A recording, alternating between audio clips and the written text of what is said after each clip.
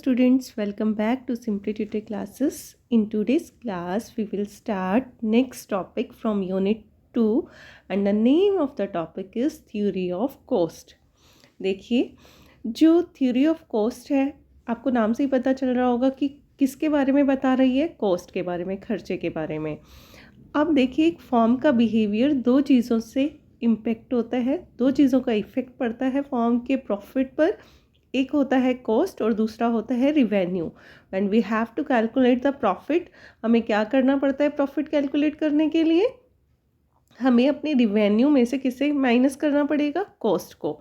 तो कॉस्ट को माइनस करने से पहले हमें समझना होगा कि कॉस्ट क्या है, कितने तरह की होती है, कौन कौन से फैक्टर्स हैं जो कॉस्ट को इफ़ेक्ट करते हैं। वो फिक्स फैक्टर भी हो सकते हैं, वो वेरिएबल फैक्टर्स भी हो सकते हैं, और अलग अलग तरह की हमारे पास कॉस्ट भी होती है, जैसे मनी कॉस्ट होती है, अकाउंटिंग कॉस्ट होती है, इकोनॉमिक कॉस्ट होती है, अपॉर्चुनिटी कॉस्ट होती है, एट्सेट्रा एट्सेट्रा। ठीक है, तो ये जितनी भी तरह की कॉस्ट होती है ना, वो प्रोडक्शन फंक्शन से निकल कर आती है। और ये जो प्रोडक्शन फंक्शन है, हमें पता है ये दो चीज़ों के बीच की रिलेशनशिप बताता है, एक इनपुट के बीच की और दूसरा आउटपुट के बीच की। ठीक है, तो अगर हम बात करें कॉस्ट के कंसेप्ट की, तो कॉस्ट बिहेवियर मान लो या कॉस्ट को एनालाइज करें, तो हम कॉस्ट को बहुत सारे पार्ट्स में डिवाइड कर देते हैं, जिसमें से एक एक करके हम पढ़ेंगे। सबसे पहले बात आती है हमारी मनी कॉस्ट की। मनी कॉस्ट क्या होगा? जो कॉस्ट किसी भी प्रोडक्ट को प्रोड्यूस करने के लिए, किसी भी कमोडिटी को बनाने के लिए जो भी फैक्टर्स हम यूज़ करते हैं, उनकी जो पेमेंट्स करते हैं, वो ओवरऑल पेमेंट हमारी क्या हो जाती है? Money cost. जैसे कि हमने लेबर यूज़ की प्रोडक्ट बनाने के लिए, तो लेबर को हम क्या पे कर रहे हैं? वेजेस। जिस जगह पर हम प्रोडक्ट बना रहे हैं, जो प्लांट यूज़ कर रहे हैं, बिल्डिंग यूज़ कर रहे हैं, उसकी हम रेंट पे कर रहे हैं, तो वो क्या हो जाएगा? रेंट। अगर हम प्रोडक्ट बना रहे हैं तो उसके लिए हमें रॉ मटेरियल भी चाहिए, तो रॉ मटेरियल, ये भी रॉ मटेरियल का जो खर्चा होगा वो भी कॉस्ट में होगा। टैक्सेस जो पे कर रहे हैं, इंश्योरेंस जो करवा रहे हैं, लाइटिंग का खर्चा, फ्यूल, पावर एट्सेट्रा, इन सब को हम टोटल कर दें, इन सारे तरह के खर्चों को, तो वो क्या निकल कर आएगा हमारे पास? Money cost. चलिए नेक्स्ट कॉस्ट की बात करते हैं। दूसरी आती है हमारी अकाउंटिंग कॉस्ट। अब अकाउंटिंग कॉस्ट को हम बिजनेस कॉस्ट के नाम से भी जानते हैं। अब ये अकाउंटिंग कॉस्ट क्या होता है? ये जो भी हमारा कैश हमारी पॉकेट में से बाहर जाएगा, बाहर जाने का मतलब है जो हम फैक्टर्स यूज़ करें या नॉन फैक्टर भी हैं, उनको जो हम अपनी बुक्स के दिखाते हैं ना, अकाउंट्स की बुक में, जैसे ट्रेडिंग अकाउंट में, प्रॉफिट एंड लॉस अकाउंट में जो भी आइटम्स दिखाते हैं, वो फैक्टर रिसोर्सेज भी हो सकते हैं, नॉन फैक्टर। फैक्टर तो जैसे कि हमने अभी अभी बात की थी कि हमने वेजेस पे किए, वो भी हम दिखा रहे हैं अपने ट्रेडिंग अकाउंट के अंदर। हमने लाइटिंग का खर्चा हो गया, ठीक है, बाकी के जो भी खर्चे हो गए, डेप्रिसिएशन वगैरह सब दिखा रहे हैं। तो जो डेप्रिसिएशन हो गया, उसमें एक्चुअल में आउटफ्लो नहीं होता कैश का, लेकिन हम उसे बुक में दिखाते हैं अकाउंट की, तो वो हमारे हो जाते हैं non factor resources. Similarly goodwill, उसे भी हम शो करते हैं। तो यहाँ पर फैक्टर और नॉन फैक्टर रिसोर्सेज दोनों हो जाएंगे। मतलब जो बुक कीपिंग मतलब अकाउंट्स की बुक्स में जिन जिन चीज़ों को हम रिकॉर्ड कर रहे हैं, जैसे भी खर्चों को हम रिकॉर्ड कर रहे हैं, वो हो जाएंगे हमारे अकाउंटिंग कॉस्ट। नेक्स्ट आता है हमारा रियल कॉस्ट। अगर हम रियल कॉस्ट की बात करें, जो हमारा टोटल होता है, जितना भी हम लेबर यूज़ कर रहे हैं, डायरेक्टली इनडायरेक्टली जो एंगेज होता है प्रोडक्शन की प्रोसेस में, वो हमारा हो जाएगा हमारा total sum of all efforts of the diverse labour that are directly or indirectly engage in production process together. इसे हम सब्जेक्टिव भी बोलते हैं। क्यों बोलते हैं?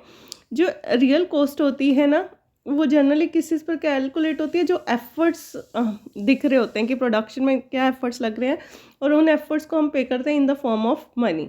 जैसे एक वर्कर कितने घंटे पे कर रहा है, और 1 घंटे का हमने उसका वेजेस फिक्स कर दिए, ठीक है।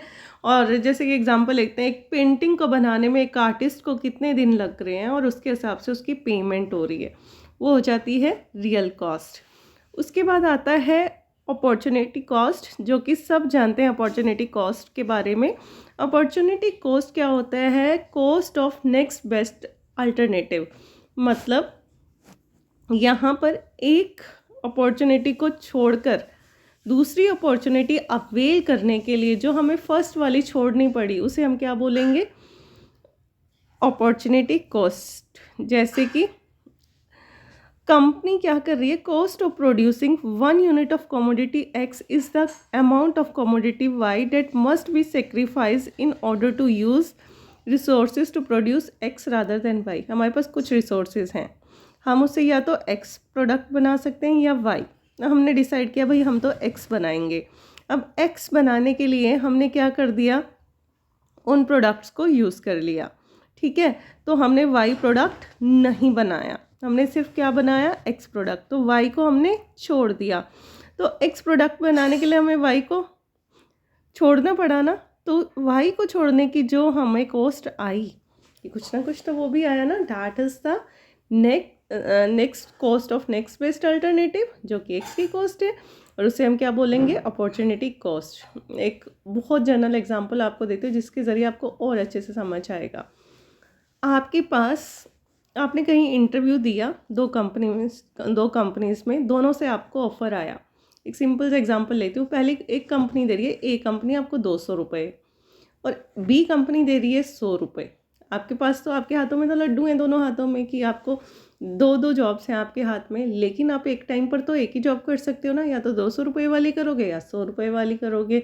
अब आपने देखा भाई मुझे 200 रुपये वाले में फ़ायदा ज़्यादा लग रहा है, तो अब 200 वाली जॉब पकड़ने के लिए आपको 100 वाली तो छोड़नी पड़ेगी ना, क्योंकि एक टाइम पर एक ही काम कर सकते हो। तो जो 100 वाली आपने छोड़ी, किसको लेने के लिए, वो 200 रुपये वाली जॉब पकड़ने के लिए।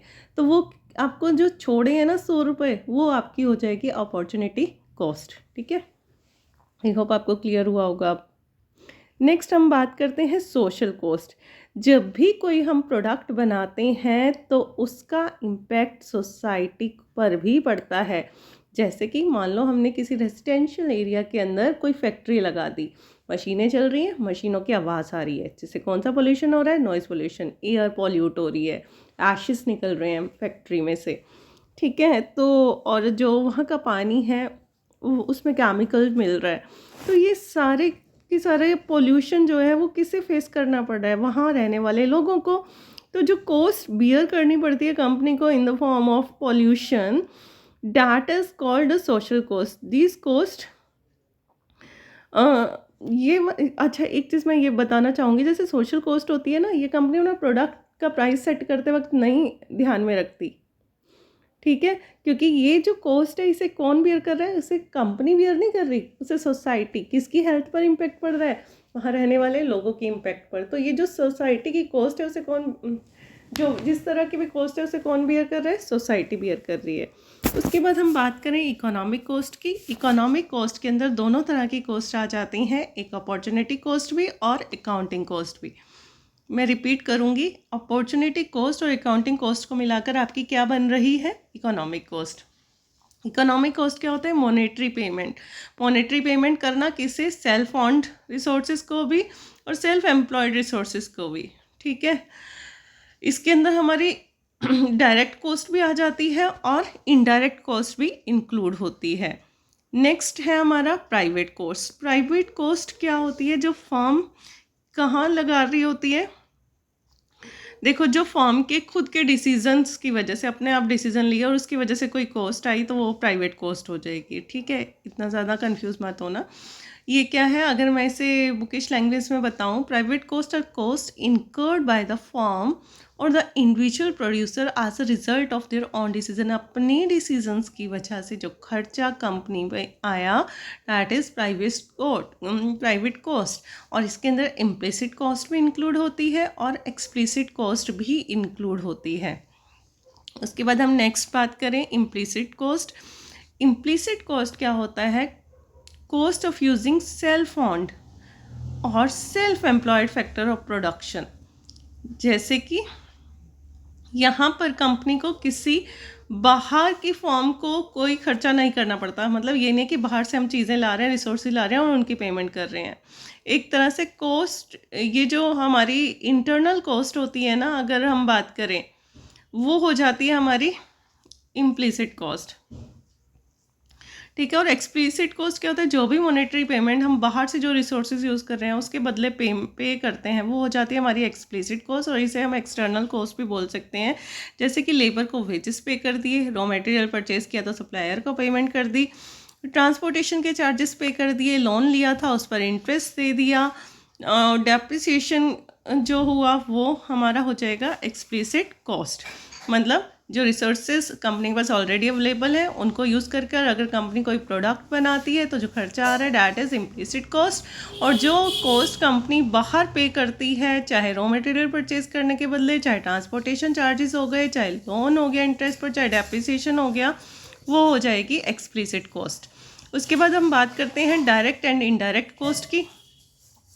डायरेक्ट कॉस्ट क्या होता है, जो डायरेक्टली एट्रीब्यूटेड होती है टू अ गिवन प्रोडक्ट। जैसे कि मतलब जो डायरेक्टली दिख रही होती है, मान लीजिए मैं एक बुक बना रही हूँ, बुक बनाने के लिए मेरे पास क्या यूज़ हो रहा है, पेपर यूज़ हो रहा है, ठीक है, इंक यूज़ हो रही है जिसके थ्रू वो टाइप हो रहा है। तो जो पेपर और इंक वो विजिबल है ना, दिख रहा है कि ये प्रोडक्ट बनाने में ही यूज़ हुई है, तो वो हो जाएगा डायरेक्ट मटेरियल।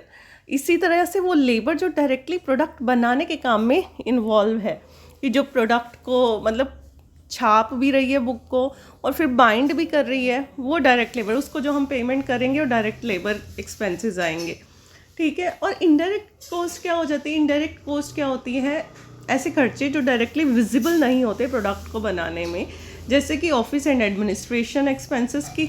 अब फैक्ट्री एरिया अलग है, लेकिन उससे रिलेटेड जहाँ सैलरीज बन रही हैं, जहाँ वेजेस बन रहे हैं, वो एरिया अलग हो गया। तो ऑफिस एंड एडमिनिस्ट्रेटिव एक्सपेंसेस हो गए, इलेक्ट्रिसिटी हो गई, डेप्रिसिएशन, ये सारे के सारे खर्चे हो जाते हैं आपके इनडायरेक्ट कॉस्ट। नेक्स्ट आता है आपका incremental cost and sunk cost. Incremental cost क्या होता है, प्रोडक्शन को बढ़ाने के साथ जो कॉस्ट बढ़ जाएगी, डैट इज इंक्रीमेंटल कॉस्ट, ठीक है। और संक कॉस्ट क्या होता है, संक कॉस्ट वो कॉस्ट होती है जो कि एक ही बार होती है और ये टाइम के साथ या प्रोडक्शन लेवल को चेंज कर चेंज नहीं होती। जबकि इंक्रीमेंटल कॉस्ट क्या होती है, प्रोडक्ट को ज़्यादा बनाएंगे तो ज़्यादा कॉस्ट आएगी और कम बनाएंगे तो कम कॉस्ट आएगी। तो ये था हमारा कुछ types of cost. I hope आपको क्लियर हुआ होगा। Still if you have any doubt you can ask by putting your question in comment box. Thank you so much for the class.